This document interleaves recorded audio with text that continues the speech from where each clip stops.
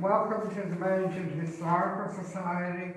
Today we are doing a program on the Rattlesnake Club, which was quite active for a number of years in Bennington.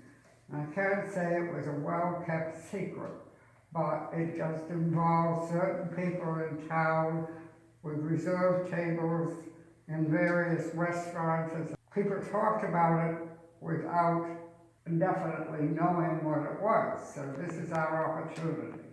I'm going to ask each one of these three gentlemen to introduce themselves. They are all three rattlesnakes, even though you don't recognize it, and they're not shaking any rattles. But I'm going to start with you, Shep Jones. I'm Shep Jones, born and raised here in Bennington. My contact with the rattlesnakes basically started sometime after 1980, when I came back to town and bought a business, and I was invited to join a group of 6 or 8 distinguished antique businessmen for lunch up at the Paradise, and we would have a good time swapping lives. We had a good deal with Jimmy Playotis, the proprietor up there, and he'd give us a choice of everything on the menu plus a drink for, I think it was $6 when we started, which was a nice diversion in the middle of the week. But it was certainly a bunch of guys getting together and gabbing and reliving some old times. Dean? I'm Dean Hanson. I'm not a native of Bennington, but I am a native Vermonter. I was invited to come to Bennington in 1955 by parts of the Walbridge family, who had a business on Main Street, the Walbridge Company. It had been there since 1884, and at the present time, when I came in 1955, their daughter, Edith Walbridge, was working in the office with her husband. They had no children. She was the daughter of the original founder, and they had not made any plans to perpetuate their business. And so I was invited to come to Bennington and be the person to take over the management and eventually full running of Walbridge Company. And so I came in 1955. Now the Rattlesnakes group was, they were operating at the time. And because Walbridge Company had been there for so many years and had no perpetuation for their future, I think they were wondering what that young man that came there was all about. And so that's my first introduction to the Rattlesnakes. They invited me down for coffee one morning. And I always felt that was just to look me over and see who this new person was and so forth. And that's how I got acquainted with the Rattlesnakes. Yes. Jerry Butler. I was born in Bennington, 1930. I lived here, not all my life yet, but almost. And I was a member of the Rattlesnakes. My business was, I was born into a construction family by the name of Morse and Butler. And I worked with a construction company for 25 years. And then we were going through one of the recessions that we go through occasionally. So I decided, because there were 3 of us trying to make a living from the family, to open a real estate business, which everybody thought I was kind of not too smart to do that at that time, but it worked out fine, and I had 28 more years running my own real estate agency, Butler Realty. I was privileged to meet with the Rattlesnakers when they met at Jen Ellis's restaurant. And it was an impromptu group of people that were businessmen around the community who just started going over there, I guess, on a Wednesday. I'm not sure what day of the week. And it was fun to go there and talk to even the people that I knew about what they thought about the community and the politics, and that would be quite a nice item to talk about today. Day. And then we moved from there, that was a coffee group, as Dean remembers, and then we moved to the Paradise. In between, there was a small restaurant next to Raimundo's. And Madcore's Market, there was a small restaurant there called the Roaring Branch. And we spent maybe a year or two there with a coffee club. Then it branched into a lunch group, like what Chef is talking about. And we went to the Paradise, and that's pretty much, I remember that's about where the Rattlesnakes ended at that time. And that group of people still got together, but we moved to when the Paradise closed, we moved to the Country Club. Do you know what year it was sort of established? Well, it had to be, when I was still in the construction business, it would be in the 60s, middle to late 60s. I used to skip over there in between supervising jobs and have the coffee. And then when I went to the Rotary Club in 1970, I found a lot of those people that went to the coffee club were also Rotarians.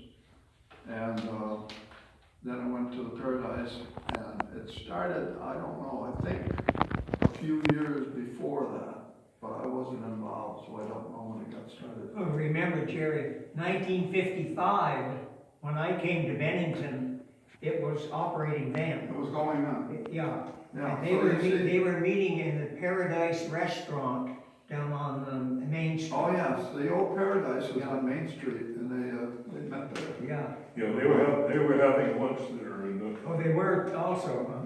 yeah, and so I think it goes back at least to 1950, and very likely earlier. It was just a collection of the Main Street. I do remember Richards. a group, I don't know if they called them Rattlesnakers, that met at the Hotel Putnam at one time. Oh, yes. And Sam Dragon was involved with that when he first came back and took over Dragon's shoe store. Yes. I remember that little restaurant in the Hotel Putnam. In the Hotel Yes. Putnam. Yeah. Nice little restaurant. Dining room, really. It was more of a dining room. I'll have to say, it was a wonderful format because back then we didn't have Facebook or texting or iPhones. And a lot of their communication was verbal or by phone. And you could really find out in a short period of time from all these diverse personalities coming together for an hour and a half of what was going on around town. It was a wonderful group. So it was sort of your social media of the day, the social media like Facebook, that you could keep up with what was happening on Main Street. Yes. Was that basically, now Dean mentioned the fact that he had a feeling that when he came in, he was sort of being evaluated as to whether he would fit in as a business, his business was important. Do you agree with that? Is that what the purpose was? The purpose didn't seem to be, there was no one heading it up necessarily. I think primarily it was people coming together with different ideas. And we didn't mind telling each other what we thought about certain situations in the community and in politics, which was a wonderful format because we're still friends even though we didn't agree, which you would hope maybe that would be the case today. And I think that's where the word rattlesnakes came from. Somebody says it's like a bowl of rattlesnakes. You put your hand in it with your voice and your ideas and you get bit every time. Well, the rattlesnake certainly was an early symbol of the revolution. And Franklin said that it should be our main symbol because the rattlesnake always gives warning before it strikes.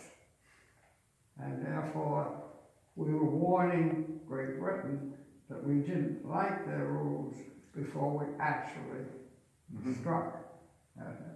Well, you might think of them as a warning. They didn't have any organization to them. They didn't have a president or a secretary or anybody that called the group together. but they were very interested in what was going on in Bennington and very curious and always sharing information amongst each other about what was happening, and if they liked it, they'd be very supportive of it. If they didn't like it, they wouldn't be against it, but they'd be very quiet. So it was a way of knowing how the wind was blowing in the community by the way this group of local business people evaluated it. Did they have much influence on, say, a town meeting, changing some of the things or coming in as a block to vote against a particular thing? Not that I'm aware of. They were a bunch of cantankerous individuals who liked each other. One of my favorite stories that Gerald Morrissey told. Remember, I'm the guy who listened to the memories of the old timers. But one of a distinguished lawyer in town was having dinner at the old Paradise Restaurant, which was on Main Street. Main Street, right. And Jimmy Playotis was the chef and owner, and they basically usually ordered lunch off the menu. And this particular lawyer, and he says, "I want a peanut butter and jelly sandwich." Well, Jimmy Playotis was quite a gourmet cook, and he just couldn't stand this, and just basically throw him out of the restaurant. We had some pretty formidable characters. I don't know, I think you must know Charlie Bennett because he was pretty well involved with the music there. And I looked up his record. We had Charlie in the Rotary Club when I was president, and Dean was president, and Shep was president. And he was a New York Times reporter. And he started out with the Bennington Manor, and he left a couple of years later, went to Columbia University, and then he ended up down at the New York Times, and he spent the rest of his 40 years there before he came back to Bennington. And little did I know that he would have all those credentials, and so the Rotary Club was having a little problem with information going out of the club meetings that wasn't accurately reported upon. You know, I can understand when a politician gets upset about that. So I asked Charlie to be our press secretary. Little did I know I had the most expert guy in the whole world that was going to be our press secretary. And he wrote some wonderful articles. So he was probably one of our most formidable characters in the Rotary Club. Yeah. And I don't know if you want to listen to all the other members of our Well, I think some of them, because the names are still in town. Yeah, well, we had Ed Keel, he was treasurer of Bennington. Charlie Gould was a jeweler on Main Street. And Fred Grant was Adams Hardware. And of course, Jerry Morrissey, he was a contractor. And Harry Compston, and there's a little bit of a story there. Okay. Harry is a guy who would come in with all these questions about a subject. What do you guys think about this? And of course, Morrissey would jump right in because he always had a lot to say about every subject. And he'd give you a 5-minute dissertation, and he'd say, "Well, I told you what I think. What do you think, Harry?" And Harry says, "Well, I don't have an opinion on that." And of course, Morrissey used to get all upset because he wouldn't come forth with what he thought, you know. But it was an interesting, you know, very entertaining, and we were lucky to be able to, I think, to still be friends. Every week we came together, and Dean and Shep. Yeah. And we had Phil Pugliese, he was from Shasbury. Dan Cadence came in later on so he was an engineer for the state of Vermont. After he retired, he joined our group.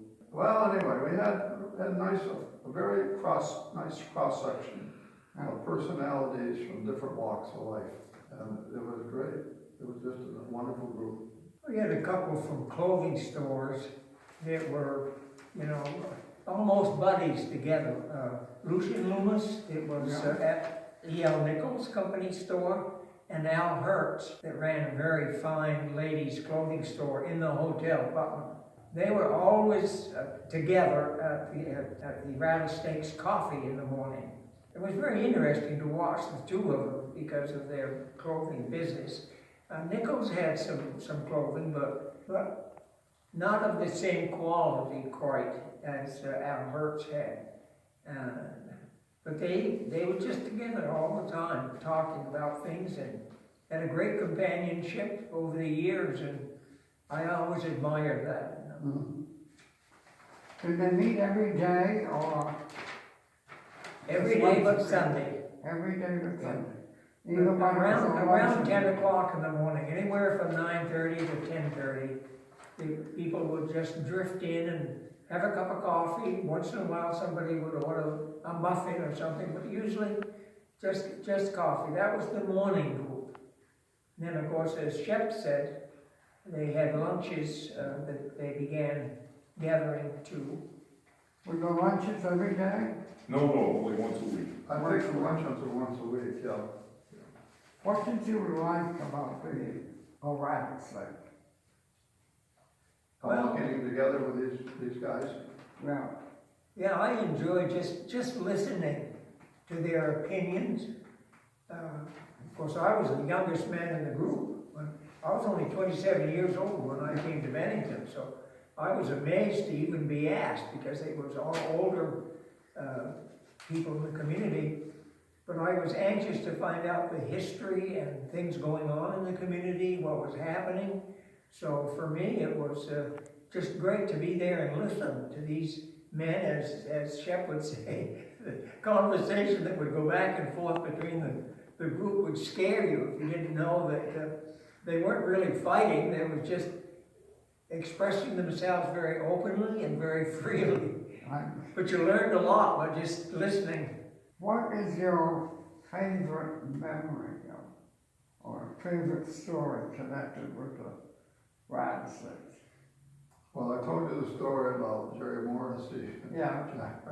and Compton, but there are a lot of good things that came out of this, and I told you about Charlie Bennett, who was a quiet man, but he had certain things that he would say that were very interesting. But Ed Keel, this was funny. Ed Keel was our town treasurer, and he was a very good artist. He probably should have been an artist instead of the treasurer of the town. But anyway, be that as it may, when a waitress would wait on us, he'd start doing a spent pencil sketch on the placemat.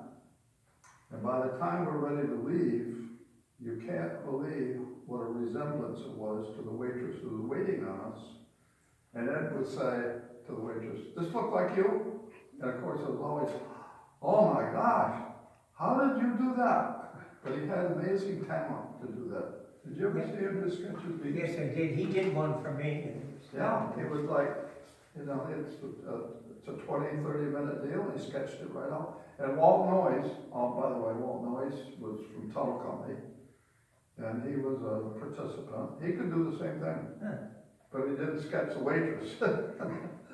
But that was funny. It was funny to see the reaction on the waitress's face. Well, the funny thing for me that I seem to remember was Jerry Morrissey was an interesting character in Bennington. Jerry had good ideas, but he didn't hesitate to express them. And as the years went on, Jerry's hearing began to deteriorate. And so we'd be sitting around coffee talking, and Jerry couldn't understand or hear what was being said. So he'd speak up to say, "Well, tell me that again, will you?" And pretty quickly, Rattlesnakes really got down on him, and they jazzed him tremendously about, "Jerry, it's time you should get some hearing aids. You can't hear us, you need to get some hearing aids." But it was not hard to hear. As I recall in the Paradise, we were sort of there with not too many people when we had our luncheons. Where we seemed to be, we were off on one side, and we could talk and enjoy each other's conversations. And even when we moved down to the country club, there was a little different personnel, but about the same people. Did you guys go to the country club? I never went to the country club for functions. We call them, when we moved to the country club, we became the Romeos, retired old men eating out. Very good. So the rattlesnake. Put that one in the books, and I don't know who did that one either, but that carried on for quite some time. There's always groups around, but it's, I used to, when I was working up in Manchester building, there was a group of people that met at the Quality Restaurant. A bunch of guys, and I used to make a point of being there at noon time, because it was the same idea. You could find out what was going on in the community that wasn't necessarily in publication or on the news at night. And you really got the nitty-gritty of the community. Do you think, let's say, my understanding is that the rattlesnake, or that kind of a club, is gone now. Do you think it ever could be revised and that Main Street could come back as it was, or is that sort of the Walt Disney World of fantasy? I don't think, thinking about the way that we communicate today with technology, I don't think that kind of a coffee group would have the same purpose and the same idea of doing them. They might have. What do you guys think? There's still some. I think the demise of that kind of fraternization has been driven out by the changes in business climate. Yeah. Back in the 40s, 50s, 60s, and even carrying on into the 70s, most store managers and businesses had a second in command or a vice president or a chief clerk that could manage the business while the principal went off and swapped lies with and figured out the strategy for the future. And having been a number two guy in a military organization where I basically ran the place while the boss was out doing the politicking and figuring out what was going on and keeping us out of trouble. And the number two in just about every business is now a long lost memory. In the Rotary clubs, we've got trouble with people joining up because they can't get away from their business during the day. Yeah. And so I think we, sort of like life changed with the introduction of television and air conditioning. Nobody sat on the front porch since 1960. Yeah, the electronic age changed things an awful lot. Yeah. And I don't think the younger people have the interest in sitting down with somebody else and having a coffee, maybe for business-wise one-on-one, but to get together with a group like we had, they probably don't.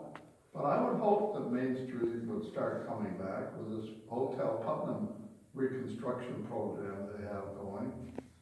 And I think, from what I can tell, when I talk to people who come to Bennington to visit, they love our Main Street in Bennington, how nice it is. It's just we need more good quality stores and maybe a better way to park.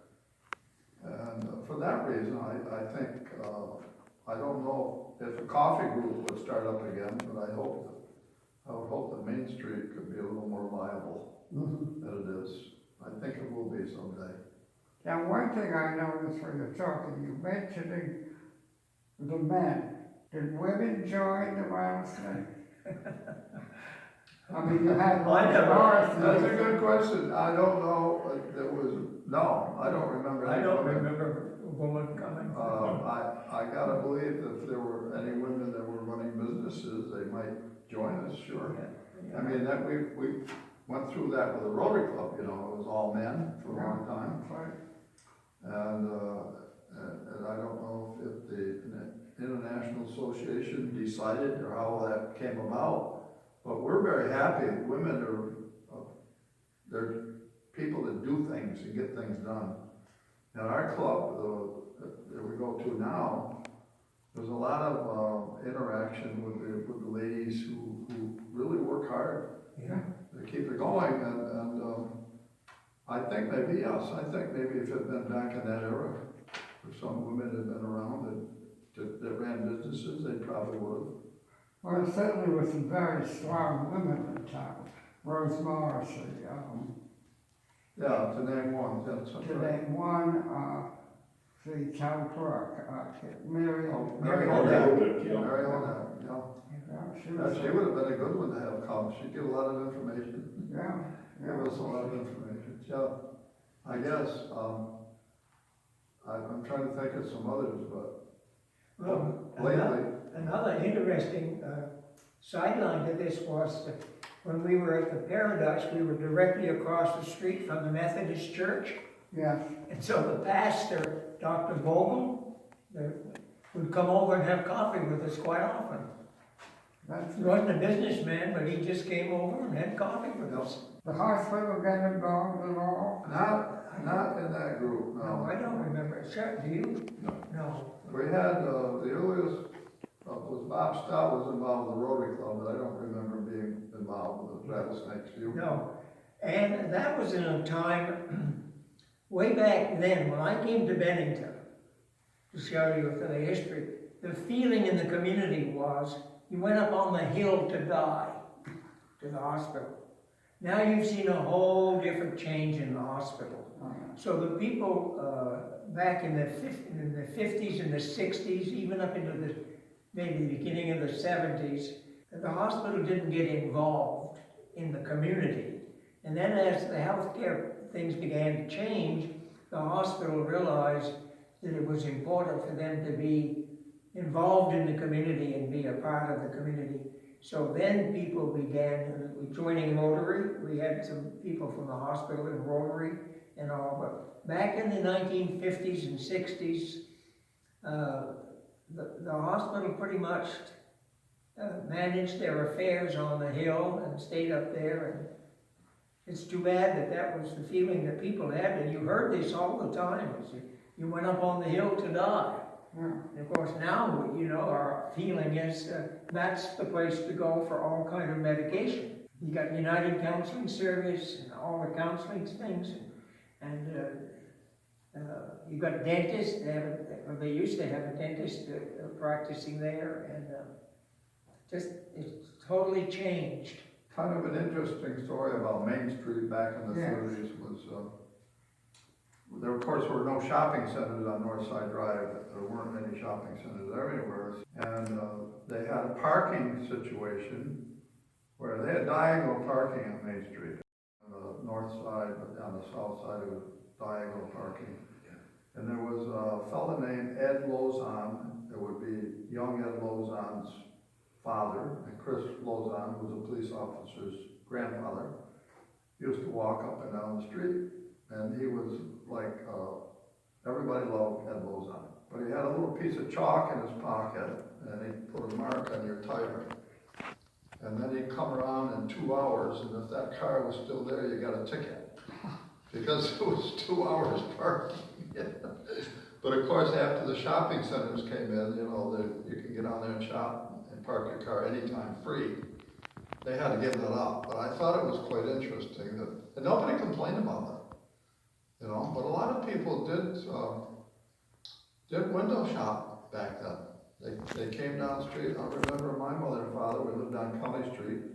We used to walk up and down Main Street on Friday night and do window shopping. That was our entertainment because we didn't have television. We didn't have a radio until 1935.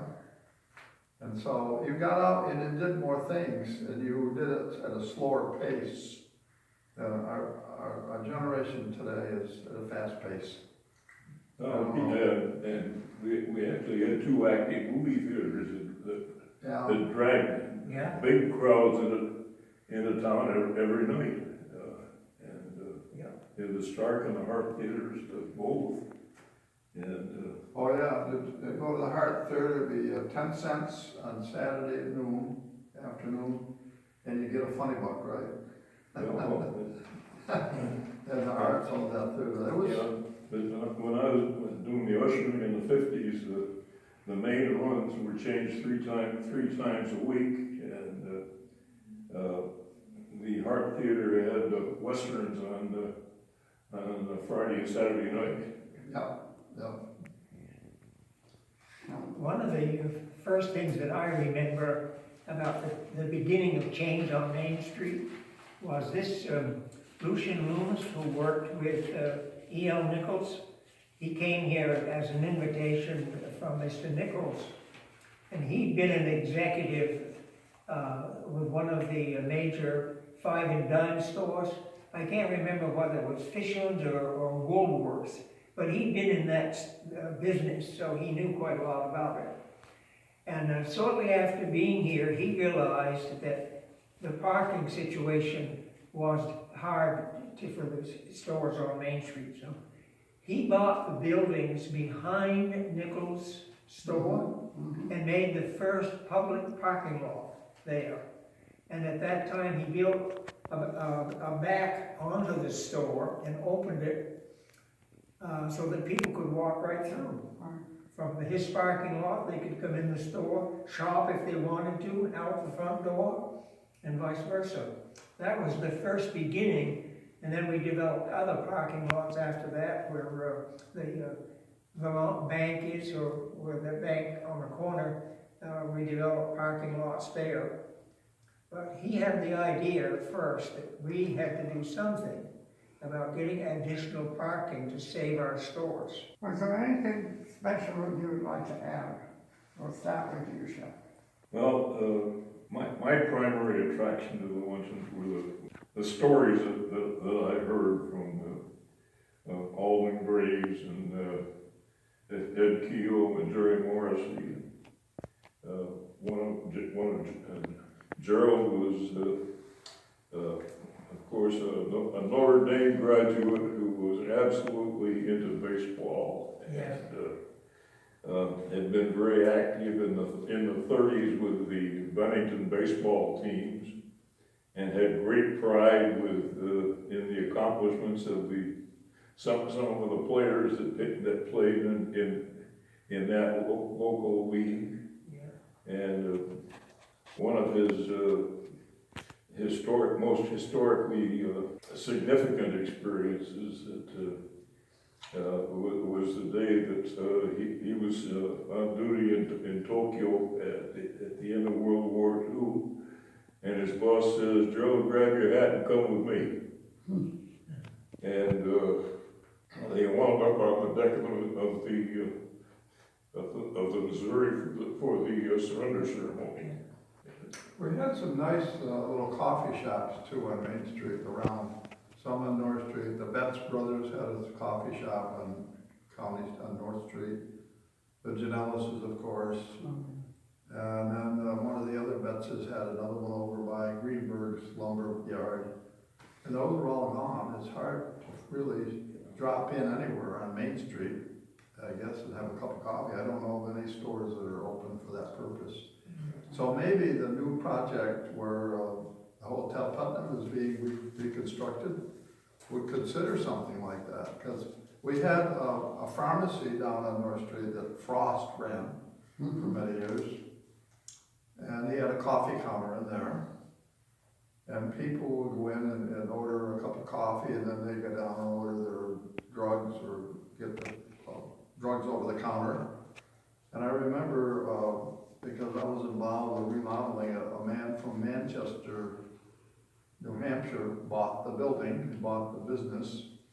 And he said, one thing that's gonna happen is that coffee counter's gotta go.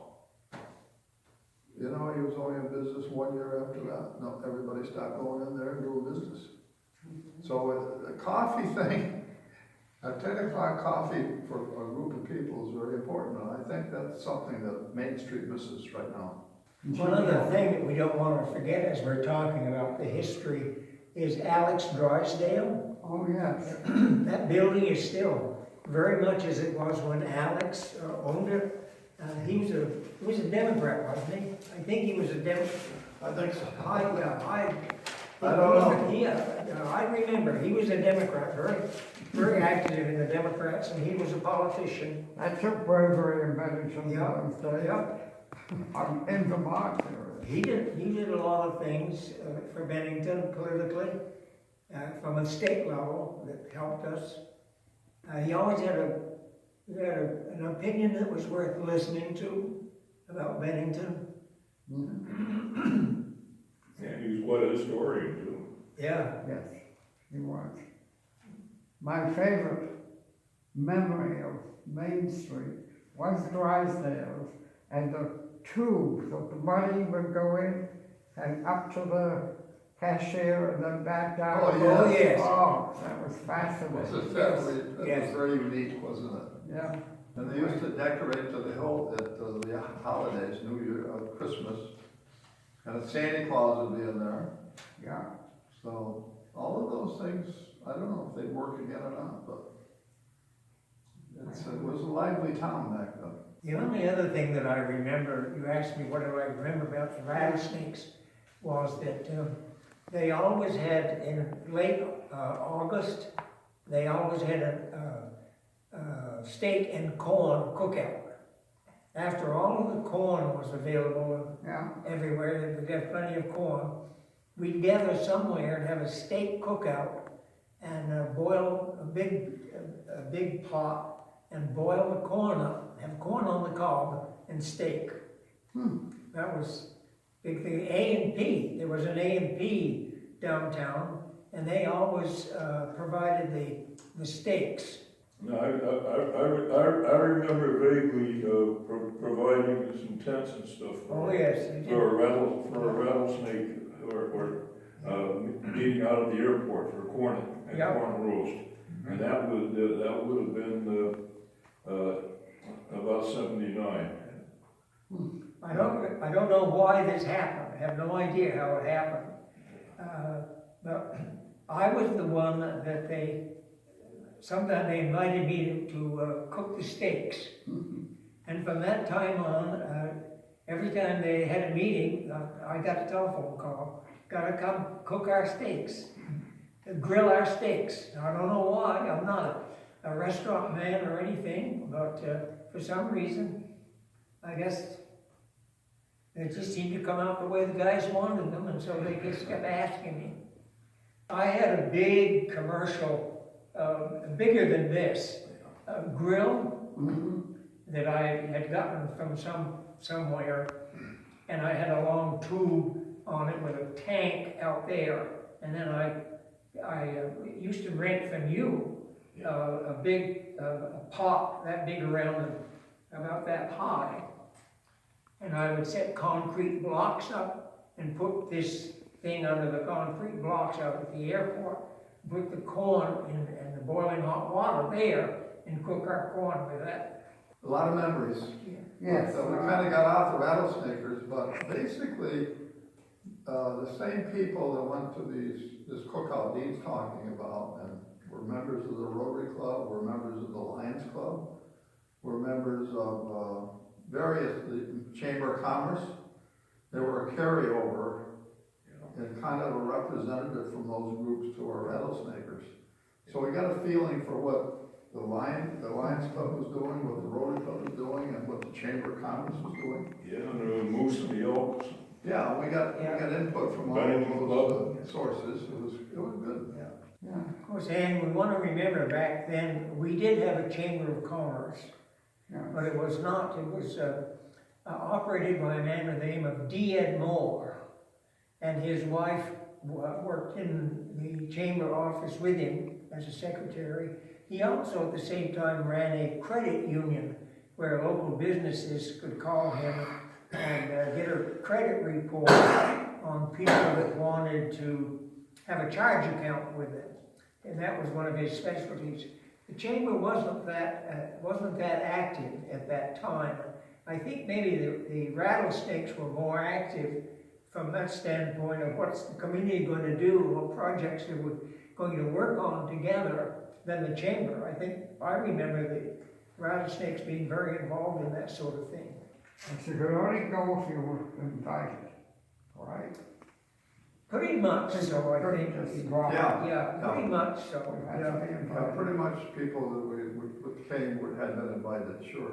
If you walked in and you weren't invited, you kind of got a cold shoulder. I don't know that anyone came that wasn't invited, though. No, the politicians sometimes would come in from Montpelier. Yeah, they dropped in. Yeah, when they came to town, they'd drop in. Yeah.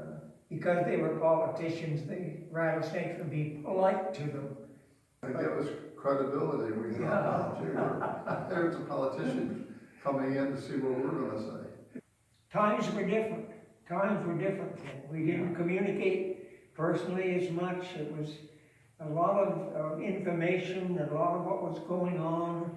You learn that, come to the Rattlesnakes for a cup of coffee, and you find a lot of information in the morning.